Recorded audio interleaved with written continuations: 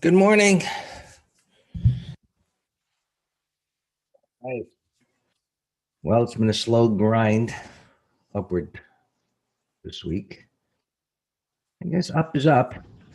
Um, anyway, there's been decent setups on stocks, but really the trading in the futures, for the most part this week, really weren't that many opportunities. It typically is, but anyway, we shall see what today brings.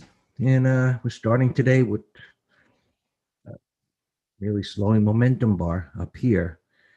I mentioned earlier in the week, again, based on these internals, I don't think I can remember a time in the past.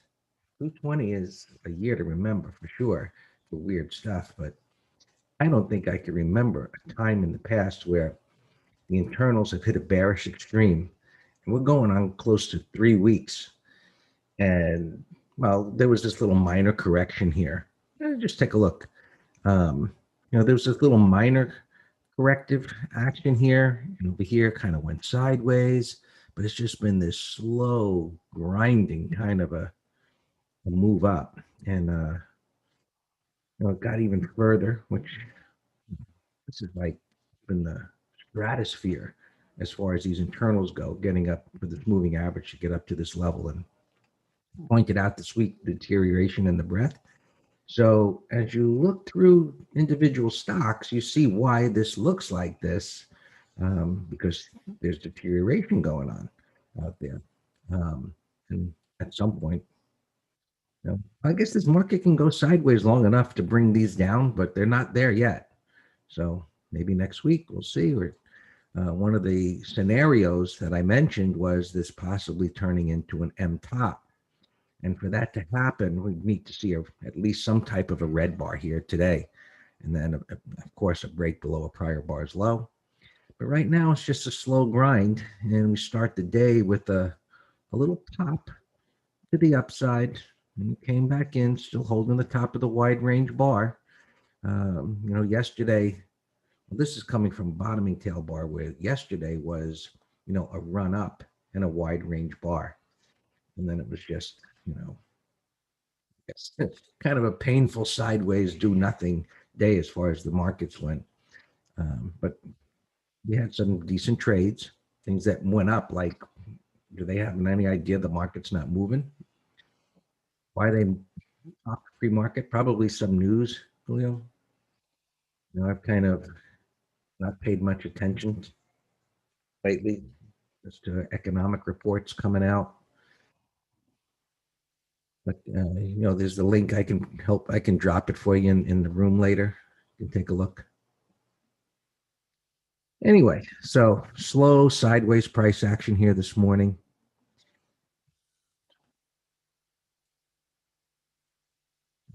NASDAQ, which is up here as we speak. Looks like it's got to hit. Can it get up there to 13,000? I don't think so. Not today. But anyway, this slow, higher high, higher low, momentum slowing down. It got through the high. And I guess that's really the sign of a bullish market. Maybe it's just Christmas time, the holiday seasonality, but to come back and just grind through a big red bar like this and just make the turn and come back up is historically not typical. You get big down moves, bullish price action be sideways, refuses to go down, but to just come down and make the turn historically doesn't happen. And so we'll see what today brings. And just keep in mind that any downside, unless some news hits, it's probably going to be initially a grind to go lower because of all these pivot lows. So every pivot low is a potential stopping point on the way down. We would say this in this morning, if it opened up and selling hit, it's going to stop here because that's what traders do. They look to the left. And then from there, it could probably pick up some momentum down to here and so on. So we look at how far away these pivots are. And so this one, as it moved up and then went sideways, created this little mini void where momentum could pick up. But unless it violates this area, it's not going to have much momentum. And unless it did it pick up to the upside, typically not the case after grinding up for several days. We'll see what today brings. SPX, yes. Let's just get through these futures here and we'll go back to SPX.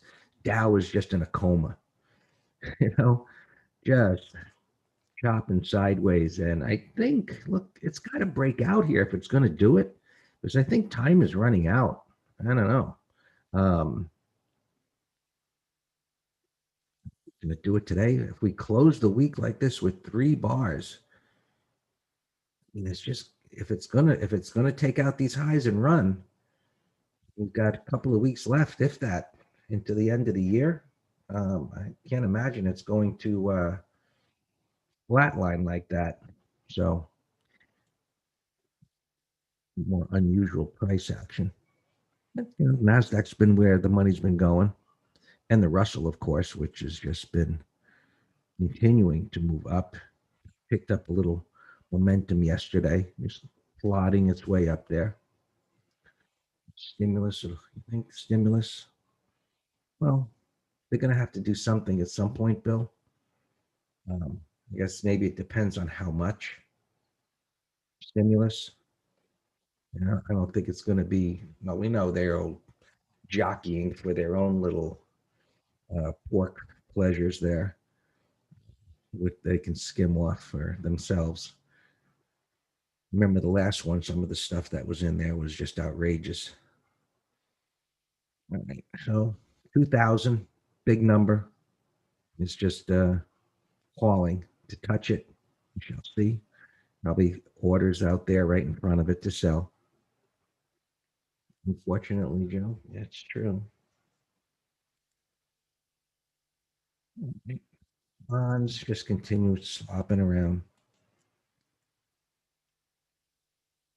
Crude oil continuing to march up toward that $50 there. The momentum stalled last week and now it just picked up again. And up in this area is where sellers will be focused. Just drag my alarm up here.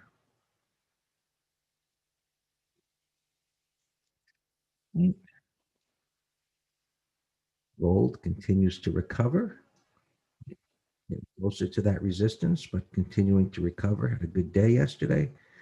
Yesterday in the video, I covered why stuff over here really doesn't matter. Traded above and below. You can see it's just kind of marching its way up there. There's nothing in between here. And if we go to the 60-minute, obviously it can create resistance, but now that it's cleared this area here,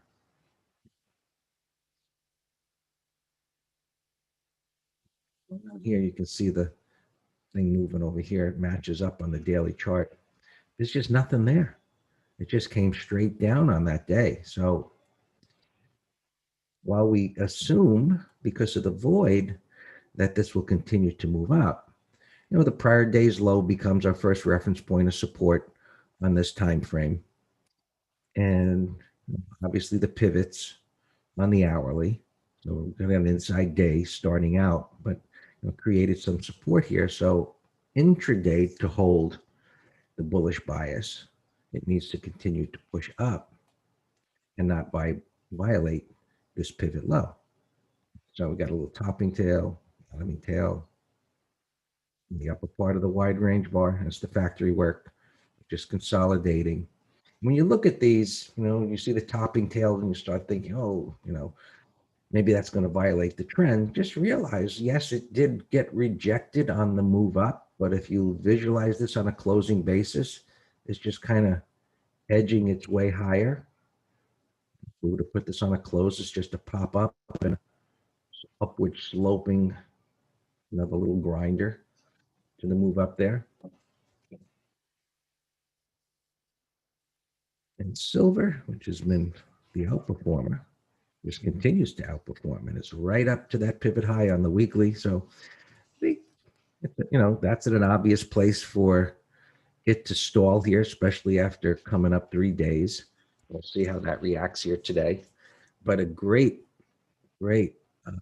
comeback from this breakdown that occurred. And again, silver didn't violate those pivots where gold did.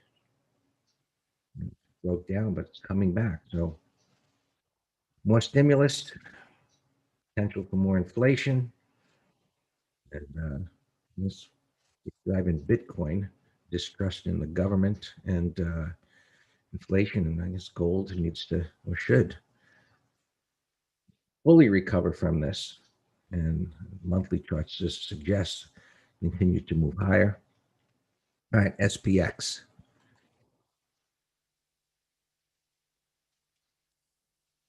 So it's right up against this pivot high. And I put the red line up there yesterday because we always give the resistance a little bit above the greater than 100% retracement. And so the low here, the downside is more of the problem than the upside.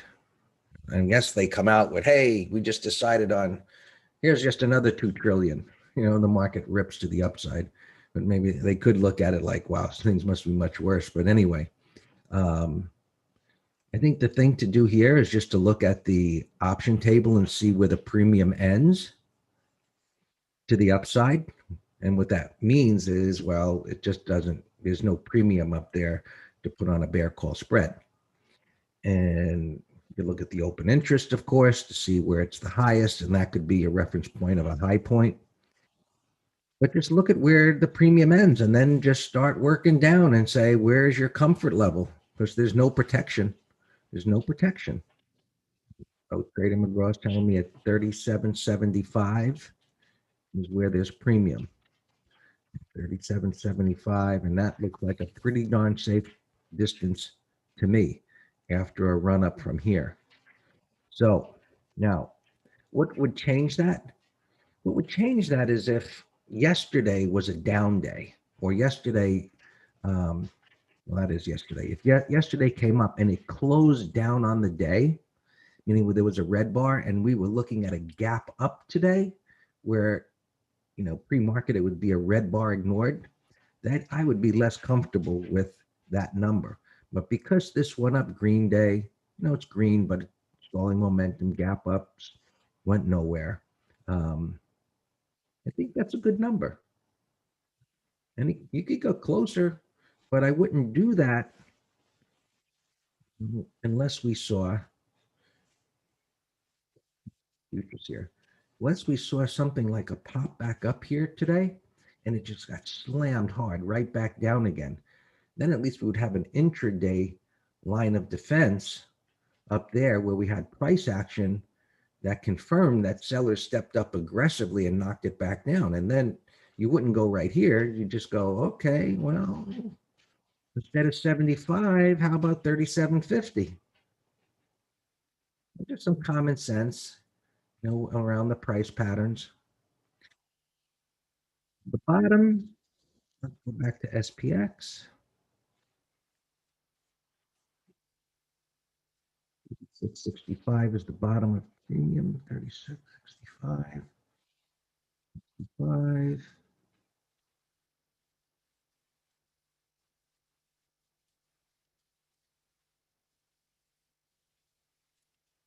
It should be good.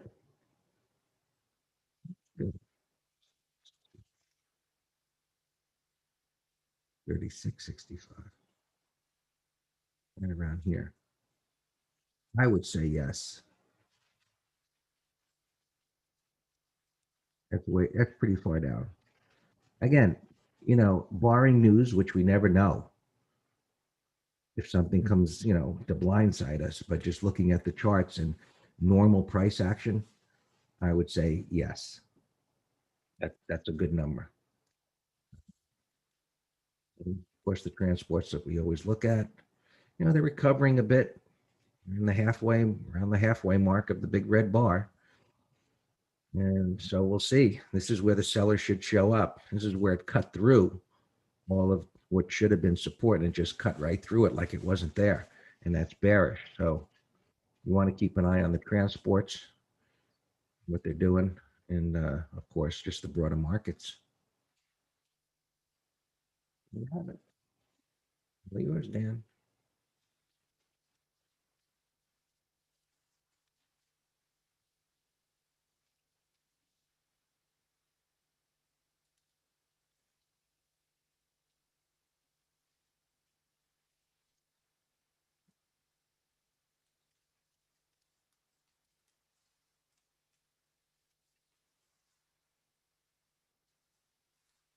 Yeah, I didn't hear you. Mike's got to be on.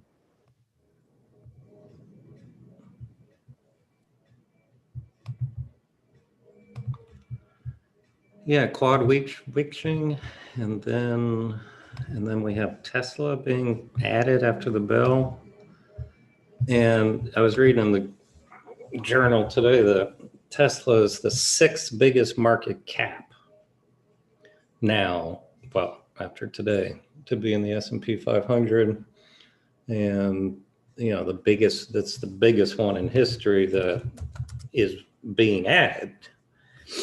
And yeah, look at that beautiful 15. That was a nice 15-minute breakout into the close. And I said yesterday, I'll bet this thing's going to run today. And unfortunately, it's running pre-market here, making it harder to get on board.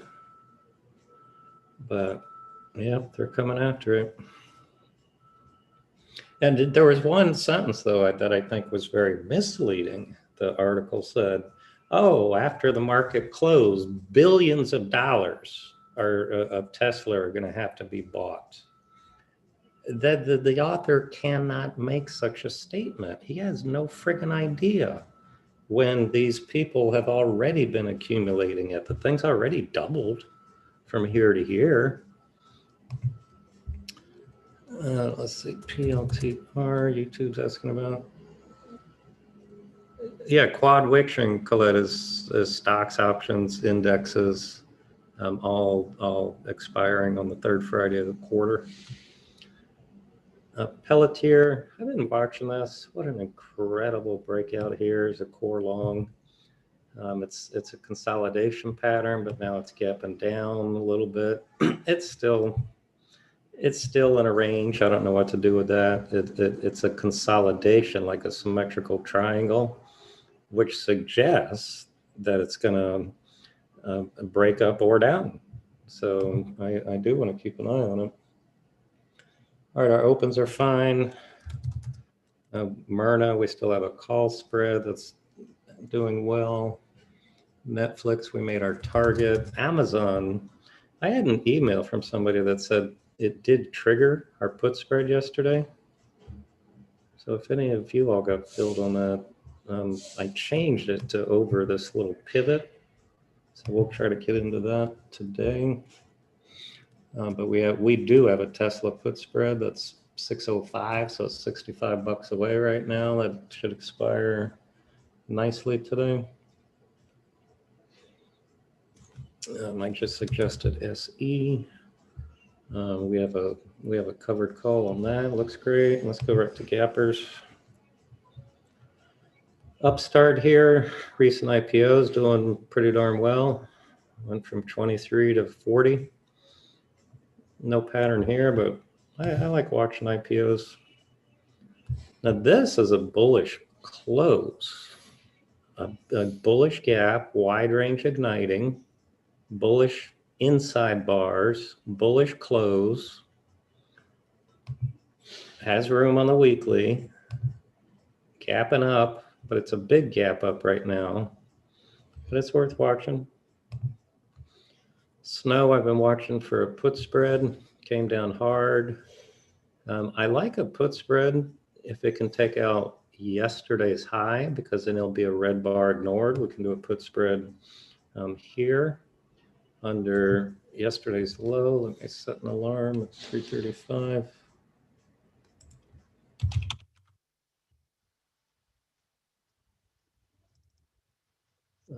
You know how I always talk about stories and how the media has to put a story in your head, and these valuations are ridiculous, this and that. So I even heard Jim Cramer like being complacent today. He was talking about Dash, DoorDash valuation. And he's like, I don't know how to value this. It's whatever somebody wants to pay. And then some guy talking about Bitcoin said the same thing today. He's like, what is Bitcoin? It's like it's like nothing. It's like people are just limited supply and demand, and it's the value is whatever, but somebody wants to pay for it. He said it could be $1,000,000 or it could be $1. I mean, that was such an honest response. He's like, I don't know. I mean, what's it worth? A bale of cotton or corn or coffee, we can put a value on it, right? How do you value some of these stupid things? Space, yeah, that's on my. I thought you were gapping down. Oh, I lost my gapper.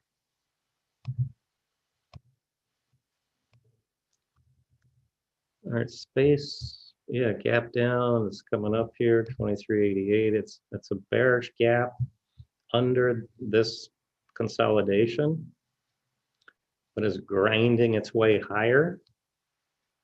So you just got to put it in a 5-minute thumbnail and see if you can get a bearish setup. But it's a candidate, sure, it's a candidate. FedEx here on the bottom right. I really like this for a call spread for next week.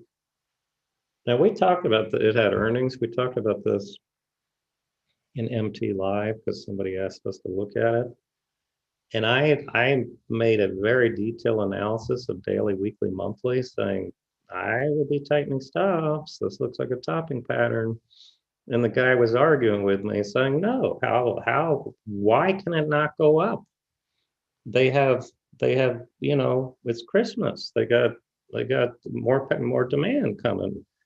I'm like, sir, I said, don't you think that the run from 100 to 300 is pricing in some of that news?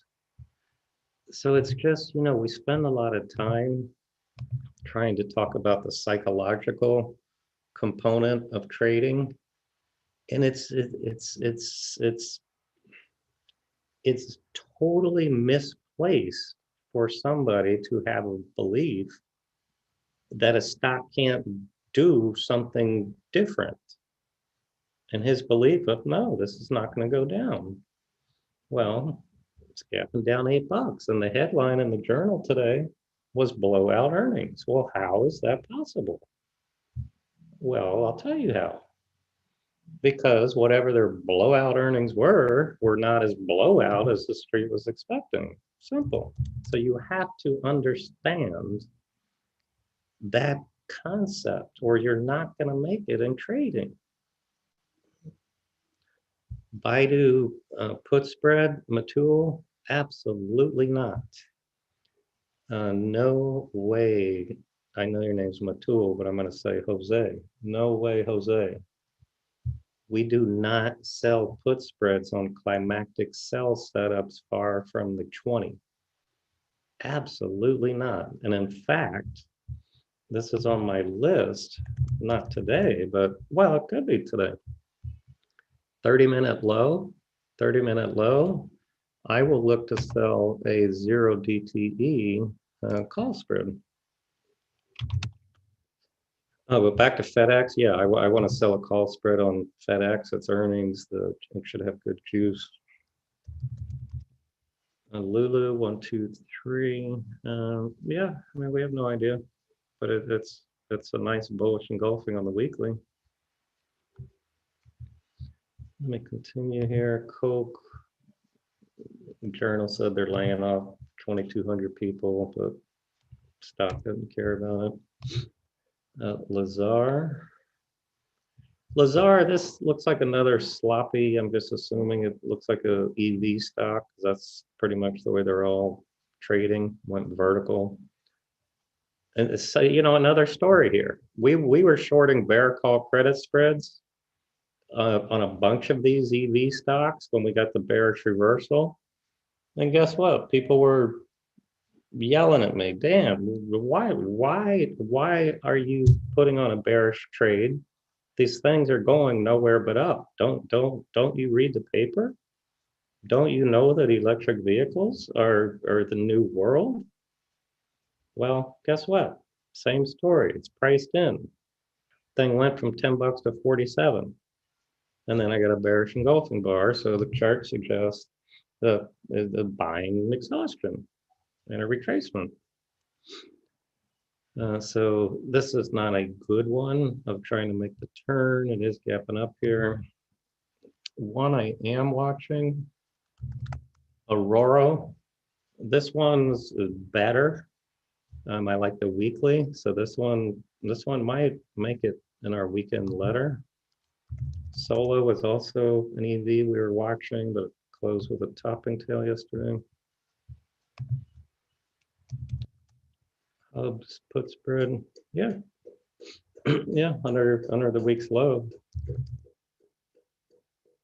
Now, yeah, now it broke out under today's Friday, under Wednesday's low. Sure.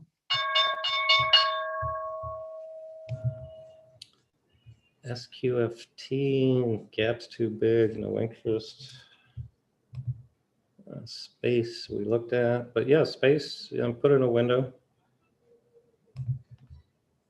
Fubo had a nice day yesterday. Nice 15-minute chart. Up on the day, closed with a beautiful end of day base. That's a long watch. Let's keep an eye on that. Pelletier, we already talked about. This is the ascending triangle, Pelletier. It's neutral right now. I don't know what to do with it. GRWG daily. It's a 1, 2, 3. So over yesterday's high. That's fine.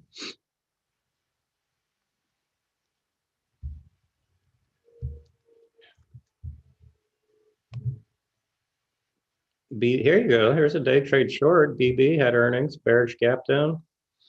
It's a little extended here pre-market. I mean, using pre-market data. But there's a day trade short on a bounce. Meso, ooh, that's getting killed. That must be a bio. All right, look at FedEx here, bottom right. This looks fantastic. I don't like trading at 931. But let me check a 295 call spread for today.